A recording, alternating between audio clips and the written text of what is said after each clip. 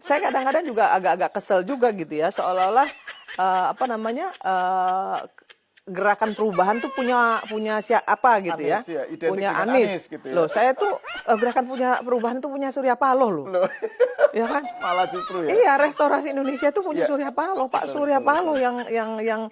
yang apa namanya, yang memiliki gerakan perubahan itu gitu Betul, ya. betul. Kalau Nasdem tuh clear loh, Jokowi presidenku, Nasdem partaiku, apalagi yang mau lebih dari itu? Baik. Penyesalan Irma Caniago, Nasdem hancur lebur gara-gara Paloh ngeyel usung Anies, tegaskan tetap ada di pihak Jokowi meski tolak usung Anies presiden, kecewa berat ini semua salah Paloh. Saya rasa kesempurnaan itu hanya milik Tuhan dan kita tidak berhak mengklaim sempurna. Akan selalu ada ruang untuk perbaikan, perubahan. Dan jawaban paling sederhana adalah sektor-sektor yang sangat mendasar kepada kebutuhan publik, itulah agenda perubahan yang paling utama. Di mana sektor pertanian, sektor peternakan, sektor perkebunan, sektor perikanan. Di 4 itu sampai dengan hari ini pupuk terus-menerus menjadi masalah. Harga pangan di rumah-rumah masih terus mahal. Bicara tentang peternakan menengah kecil berguguran, berjatuhan. Bicara tentang perikanan, tanya kepada para nelayan, bagaimana kondisi hidupnya, berat sekali. Bicara tentang perkebunan, sama. Tata niaga di sana belum tersentuh. Bila kita ingin harga lebih mahal dan tetap mahal, kebutuhan pokok yang tetap tinggi, kemudian pasokan tetap tinggi, maka tidak ada perubahan. Tapi bila itu ingin lebih murah, maka izinkan kami melakukan perubahan untuk aspek itu. Apa sih tema utama yang kami bawa? Kami mengusung gagasan perubahan. Apa gagasan perubahan yang kami ingin wujudkan? Perubahan yang bisa menghadirkan keadilan, menghadirkan rasa keadilan. Mengapa itu ada? Karena kami melihat hari ini di Indonesia ada ketimpangan secara ekonomi, ketimpangan kesempatan, bahkan ketimpangan pendidikan, ketimpangan di dalam kita menyiapkan lapangan pekerjaan. Ketimpangan-ketimpangan ini terjadi karena penyusunan kebijakan di Indonesia selama ini tidak memasukkan faktor keadilan sebagai faktor penting dalam menyusun kebijakan. Konkretnya sebetulnya apa program yang bisa diberikan kepada Jadi beasiswa mereka? ini menurut saya harus jalan terus. Beasiswa harus jalan terus? Bahkan saya melihat beasiswa ini harus ditambah lagi, Pak. Bahwa negara membantu persiapannya, Pak. Persiapannya sehingga mereka Prof, lebih kita mudah sama-sama diterima. tahu, kita sama-sama pernah sekolah untuk bisa dapat GMAT Oh, yang tinggi, Pak. berat itu. Untuk Panjang. dapat Ya. TOEFL, Ya. untuk dapat itu semua. Ya. Kalau kita tidak membantu anak-anak dari keluarga prasejahtera, maka yang lulus seleksi-seleksi itu Hanya kelas adalah menengah kelas ke menengah. atas. Ya. Jadi program itu bukan hanya beasiswanya, tapi Harus ada afirmasi di situ. persis Ya. anak-anak yang potensial banyak sekali. Baik. Tapi mereka, nah jadi saya melihat program beasiswa ini positif, Ya. harus diteruskan dan beri mereka bekal. Lalu di sisi lain, Mbak, kita harus membuka lapangan pekerjaan yang membuat mereka itu ketika pulang juga punya daya dorong, Pak. Saya, Pak, kalau ketemu, kadang-kadang mereka apologetik, Pak. Bilang begini, Pak Anies, apa kabar? Pak, saya masih di sini dulu, Pak. Gitu. Kasian. Saya selalu bilang, Anda parkir dulu situ. Begitu Republik butuh, Anda pulang. Jadi Parkir. tidak menjadi beban bagi negara, tetapi pulang dengan membawa Dan kemampuan yang lebih mereka, baik. saya yakin, Pak, kalau di sini kita tumbuhkan meritokrasi di badan-badan pemerintah, meritokrasi di badan-badan swasta. Mereka juga mau balik. Kenapa sih mereka di sana? Ya. Dan mereka itu yang terjadi dengan Cina, bukan? Dengan Tiongkok. Ketika ekonominya membaik, sistem lebih baik, kemudian diasporanya juga pulang. dan membangun sebetulnya, Pak, lebih unik adalah Park Chung Hee, Korea Selatan. Korea Selatan. Apa yang dikerjakan Pak Chung? Jadi begini, ketika perang Korea, sesudah perang Korea itu ada gelombang orang pergi ke Amerika dari Korea Selatan. Mereka pada sekolah di sana. Ya.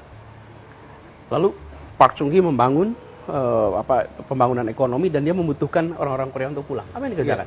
Presidennya datang ke Amerika keliling kota-kota. Call for duty. Kami panggil Anda pulang. Dan dia bilang, kami belum kaya. Kami belum bisa kasih Anda gaji tinggi. Tapi kalau Oke? Anda pulang, kita Kalau bisa Anda bikin pulang, kaya. kita bisa perubahan. Bisa bikin Jadilah kaya, ya. 20 tahun kemudian Samsung, Hyundai, Kia, dan lain-lain. Nah, jadi Pak, kita perlu siapkan itu, lalu panggil pulang. Mereka akan pulang kok.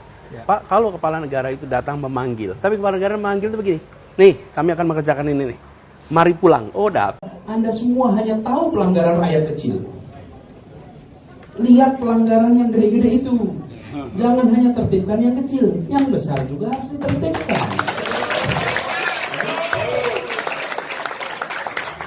Kalau tepuk tangan keras masih kecil artinya.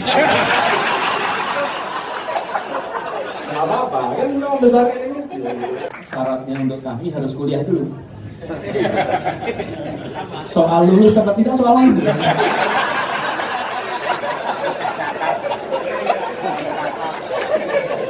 Dan tidak ada catatannya lulus berapa tahun, tidak ada. Biasanya makin panjang lulusnya makin terampil organisasinya. Bisa kualat gitu nanti. Assalamualaikum warahmatullahi wabarakatuh. Alhamdulillahirrabbilalamin. Wassalatu wassalamu ala asrofil anbiya wal mursalin. Sayyidina wa habibina wa maulana Muhammadin wa ala alihi wa ashabihi ajma'in. Amma ba'du. Pertama, alhamdulillah kita panjatkan puji syukur kepada Allah Subhanahu wa taala. Malam hari ini menjadi malam istimewa bagi kita semua di sini. Dan bagi saya khususnya, alhamdulillah karena rumahnya dipakai oleh kami. Jadi tadi Pak Nazarudin mengingatkan, Pak Nazarudin ini pertama kali, karena sebelumnya kalau di Menteng biasanya di rumahnya Pak JK. Tapi tahun lalu Pak JK sudah ngasih warning. Karena itu tahun ini diikhlaskan lebih dulu di sini daripada rumahnya Pak JK. Sebetulnya karena beliau lagi di Turki, itu bukan lain-lain. Gitu. Jadi alhamdulillah. Yang kedua saya ingin sampaikan terima kasih. Kita sampaikan apresiasi Profesor Dr. Siti Zuhro dan semuanya, seluruh jajaran Majelis Nasional kami, para Dewan Pakar Majelis Nasional, dan juga penceramah kita Profesor Andi Faisal Bakti yang tadi lengkap 7 hal. Jadi saya lebih dari vertikal dan horizontal. Jadi Bang Manimang saya nangkap lebih, Bang. Saya nangkap ada 7 hal tadi. Tapi isinya apa lihat rekaman nanti. Nanti lihat rekaman.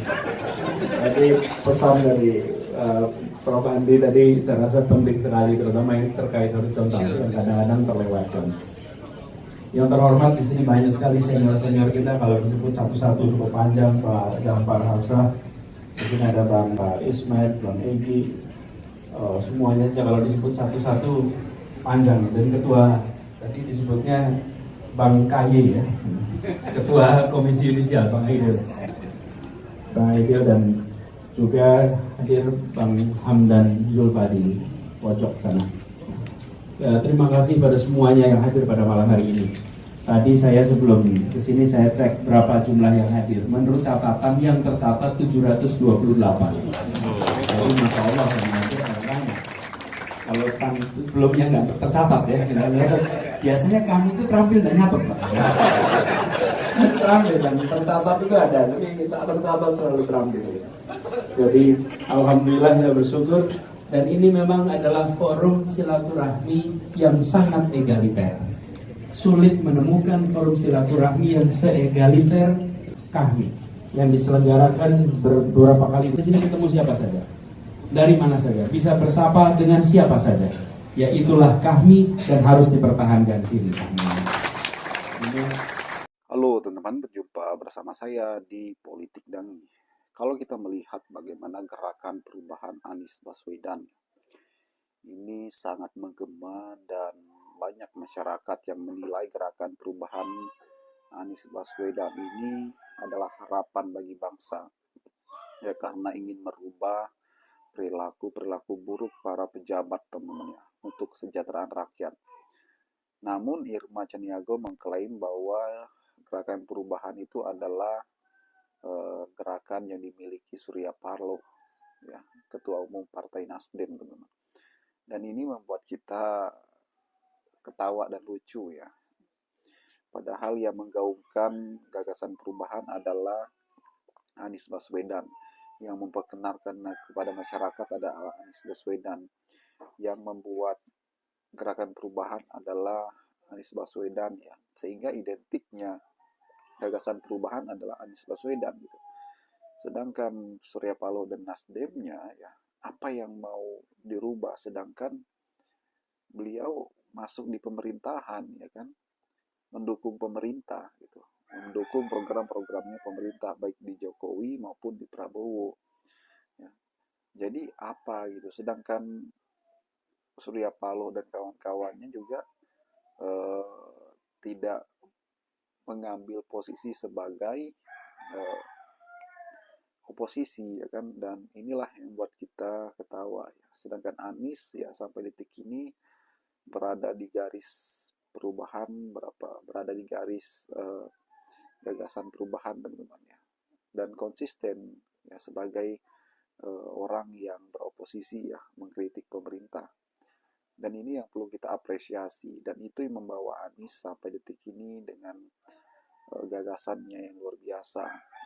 Bahkan bagaimana ia rencana membuat partai, dan ini luar biasa, teman-teman. Kita yakin bahwa Anies Baswedan akan menjadi seorang pemimpin di negeri ini.